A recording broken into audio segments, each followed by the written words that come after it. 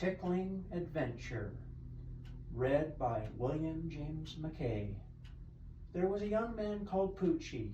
He got his name because when he was a baby, until the age of 4, he was fond of puffing his cheeks and making funny faces. He was particularly fond of doing this while playing or cuddling his teddy bear.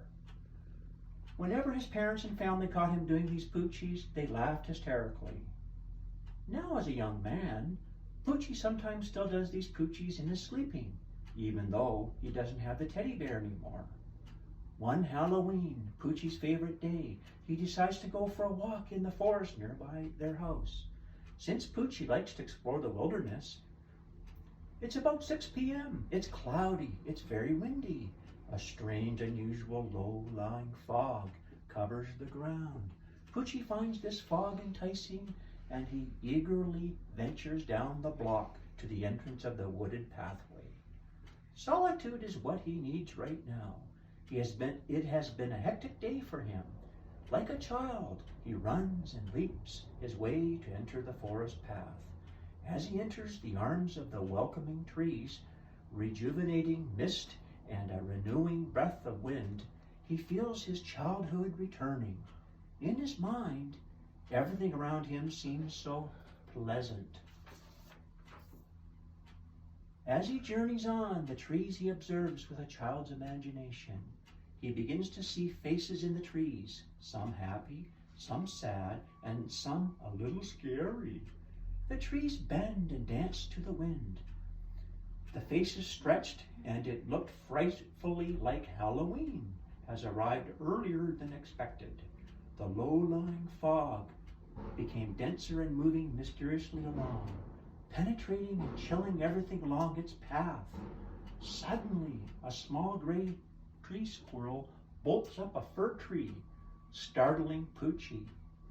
Just as the adrenaline rush of surprise peaks, a friendly lady gallops by on a powerful horse whose clicking sounds slowly subsides and calms Poochie as he walks on. He's glad to be alive. He begins to fall into calm and quiet thoughts with the sweet sounding of small birds playing on the bright maple branch. Poochie climbs to the treetop.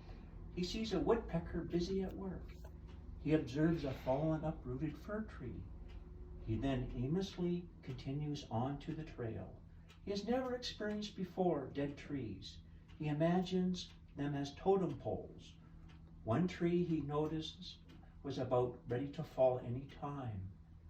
Nearby this tree was the foundation remnants of a past brick buildings with the lost treasures buried. This captured Poochie's attention. He felt the temperature drop and decided to walk briskly with the cool air rushing along his face and hands. Before he got very far, he noticed a lonely, smiling pumpkin at his feet with its orange colors that confronted him. He craned his neck while walking away, his smiling eyes still transfixed at the welcoming friend. As he walked on, the sound of crunchy leaves, whose colors also paved this particular part of the forest path. Their bright colors appeared to glow in the beginning of darkness, the moon to come out and show itself at the time on the cloudy night. On the ground, the mushrooms clung like stairs up the old forest tree.